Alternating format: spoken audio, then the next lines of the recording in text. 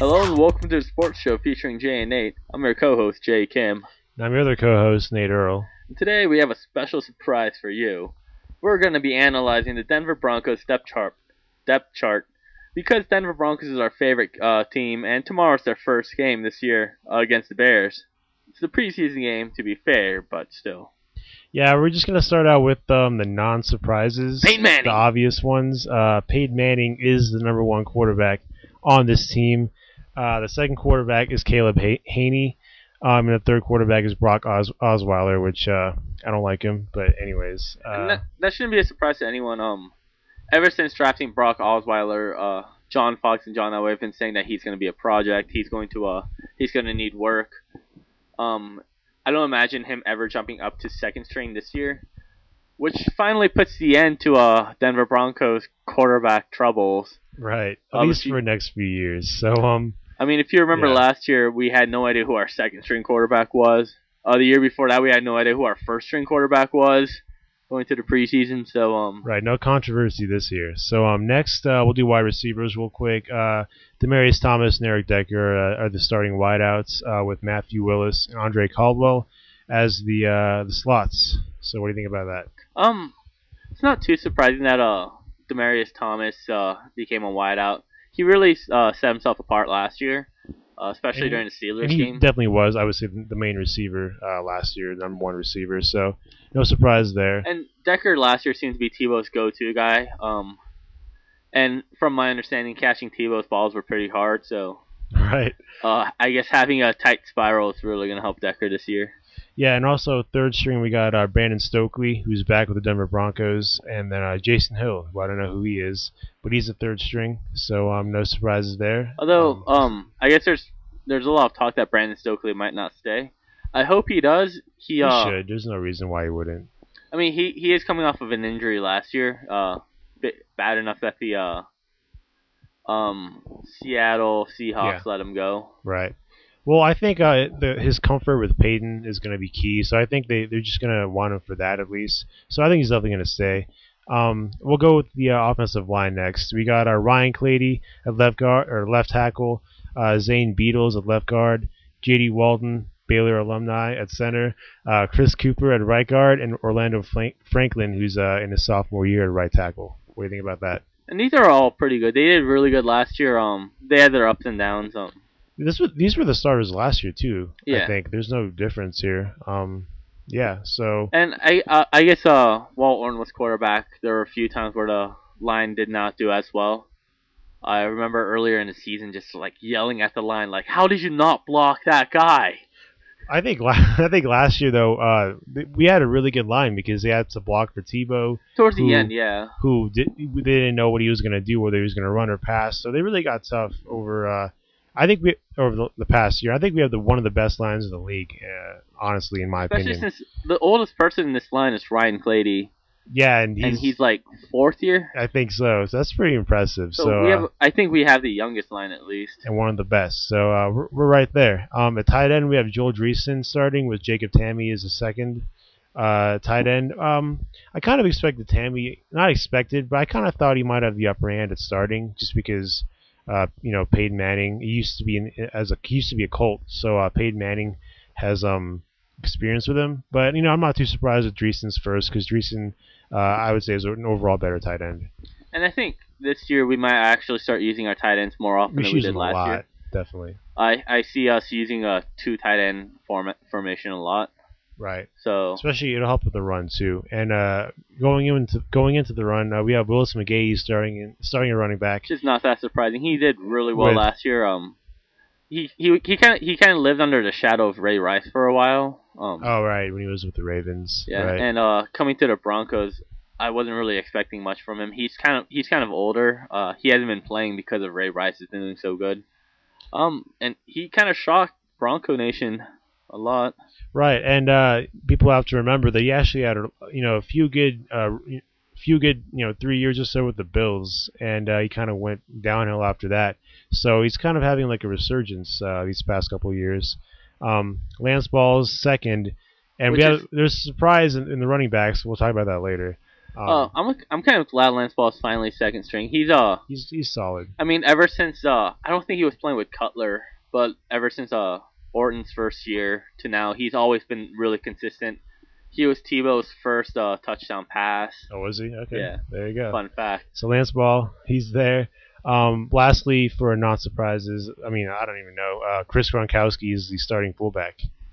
All right. And I'm pretty sure he was a tight end last year, wasn't he? I think he was, yeah. That's kinda So weird. whatever. Chris Gronkowski is our fullback. Good for him. I think he's one of the three Gronkowski brothers, Yeah, I I guess. think So he's a middle brother. I have no Younger idea. brother? I don't know. Yeah, let's go with the defense. Not surprises. Champ Bailey starting left cornerback. Tracy Porter. No surprise there. Tracy Porter is the other corner. We have Von Miller at one of the outside linebackers. Joe Mays is the starting middle linebacker. DJ Williams is listed as a starting other outside linebacker, but Even though he has that suspension. he's gonna have that suspension. So Wesley Woodyard's probably gonna be doing most of the work, at least in the beginning, in that position. I'm not quite sure. Is Doomerville starting? Dumerville is starting, but he's as right defensive end. Okay, I wasn't sure. Right, we have Dumerville starting at defensive end. Jason Hunter starting at left defensive end, and the two tackles are Ty Warren and Justin Bannon, who came back to us After being released last year. So he's I guess there. not a lot of people know who Justin Bannon is, so. I don't really know who he I is know. either, to be honest. And then at the safety positions, we got Quinton Carter and Raheem Moore. Obviously, with Brian Dawkins leaving, this is going to be a big position to fill this year. So Brian Dawkins is a strong safety or free safety? I always forget. I think he was a strong safety. Well, okay, so that'd be Quinton Carter. So regardless, these guys got to step up. Raheem Moore is finally starting this year. I think he was second string last year, and he was one of our top picks too. So good for him. And you might remember last year, after Brian Dawkins got hurt, our defense suffered really bad. Right. Brian Dawkins' injury was kind of the turning point for the Broncos defense. I agree. He's definitely he definitely played that leadership role last year, and with him gone, we kind of lost something. Also, Mike Adams is our second strong safety. We got him through free agency, I guess, or I think this year. He's a solid backup right there. I feel like he's gonna have a lot of playing time, so no surprises there. And let's see any other ones. Nope, that's the rest for defense. We're gonna go back to offense and go through some of the minor surprises. There weren't any big surprises, but there were several minor ones. So I was kind of surprised that Brandon Stokely was third string. Actually, I kind of expect him to be a second string slot. Did you really? Okay. Well, I guess I could see Stokely over Matthew Willis, who hasn't proven much either. But I wouldn't see Stokely over Andre Caldwell. So there's not too much surprise there for me. So we're gonna go with the first big surprise. Noshawn Moreno, our stud running back, who was one of our top picks a few years ago, who's also been very injury prone, is actually I would say fourth. I would say he's fourth string, but he's listed as other.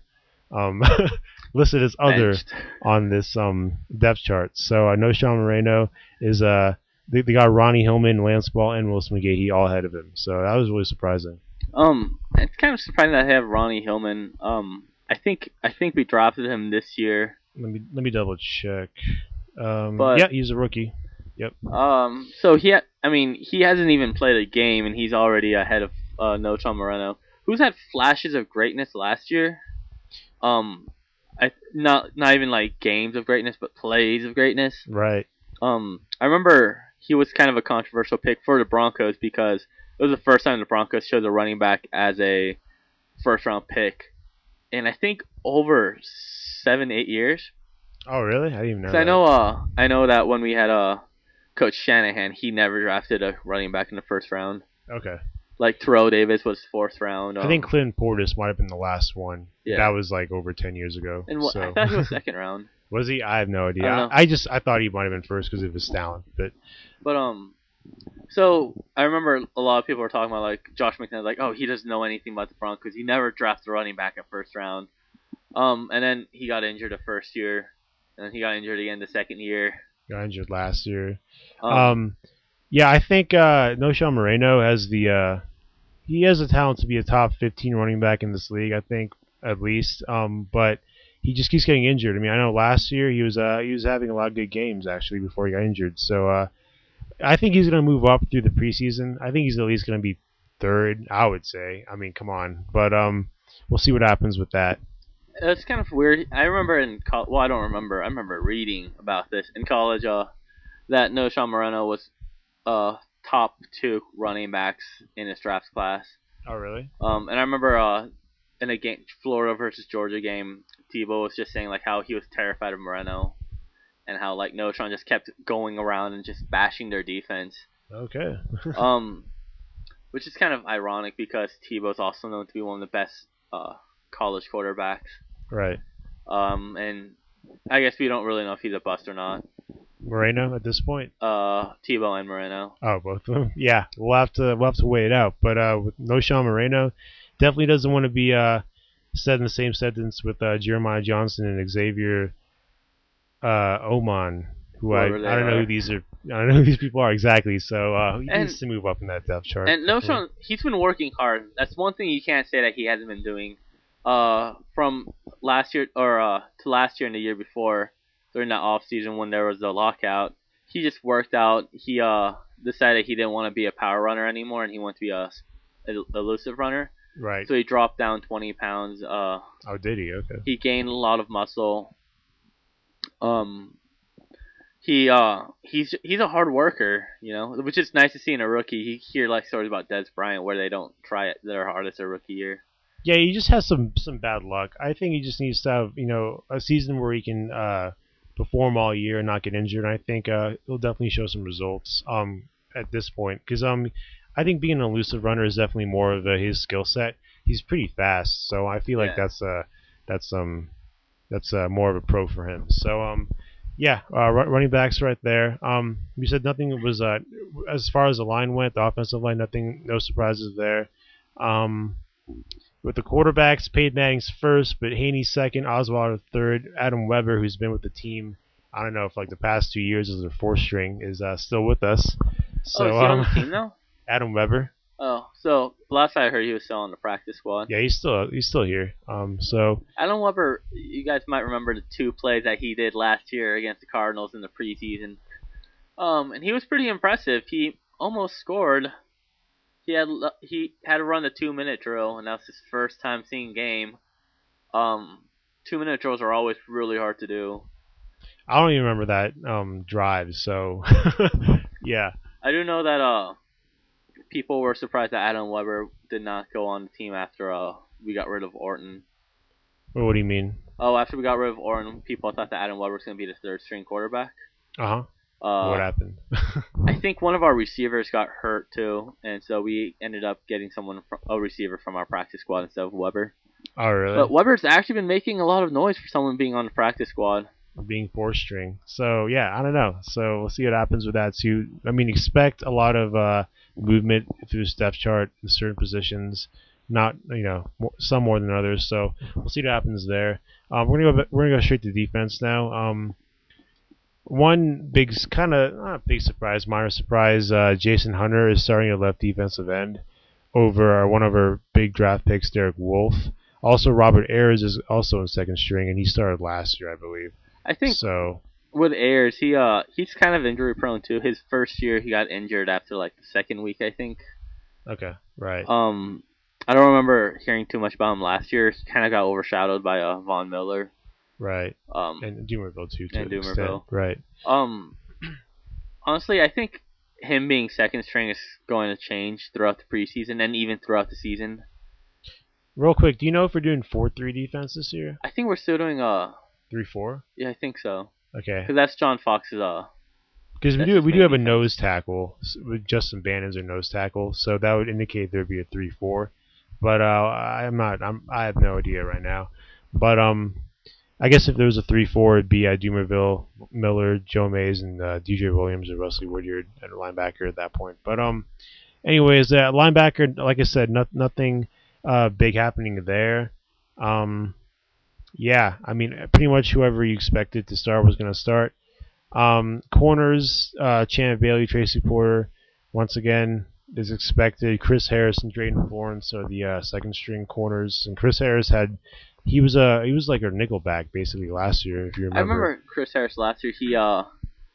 had some pretty good interceptions, and he also had a lot of really dumb mistakes that he made. But he has a lot of talent. I think at some point he could start. Maybe he could fulfill Tracy Porter's role someday. But Or maybe even Bailey if Bailey ever switches when, to a free safety. and if Bailey, whenever Bailey retires, so I think Chris Harris has a lot of promise. Drayden Florence, our other second string corner, I've heard a lot of good things about him through just like Broncos website videos and his coverage, and so I think we've got some upcoming corners behind the starting ones.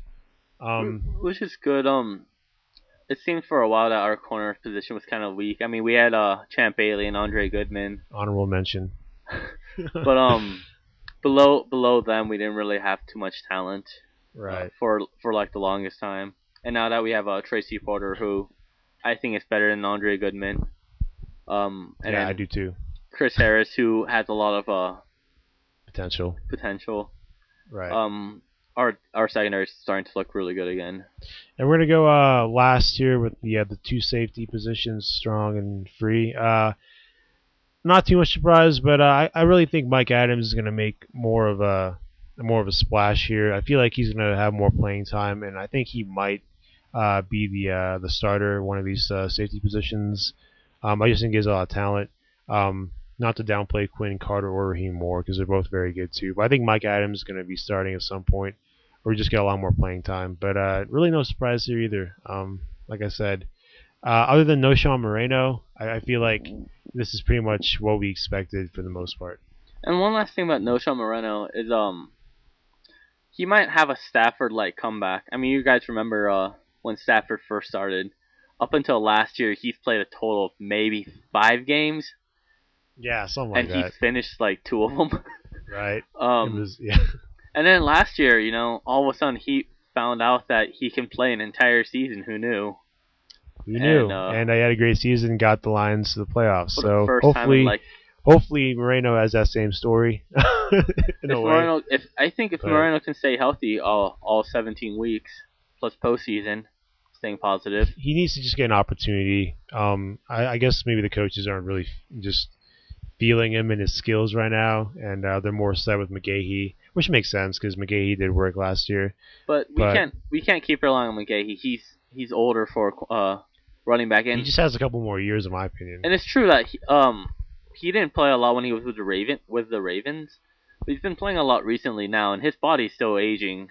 So you can't rely on him. He's just like Peyton Manning. He's a short-term prospect. He's not going to be there in the long term. Right. Like I said, just 2 or 3 more years. And Last Ball is young, and I feel like, but he's not a starting running back in my opinion. He's a great compliment, but he's not a starting running back. So I feel like, but Noshawn Moreno though has that ability to be a starting running back. So he just needs to take advantage of those opportunities.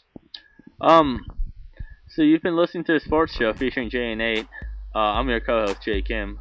And I'm your other co-host, Nate Earl. Thanks for listening.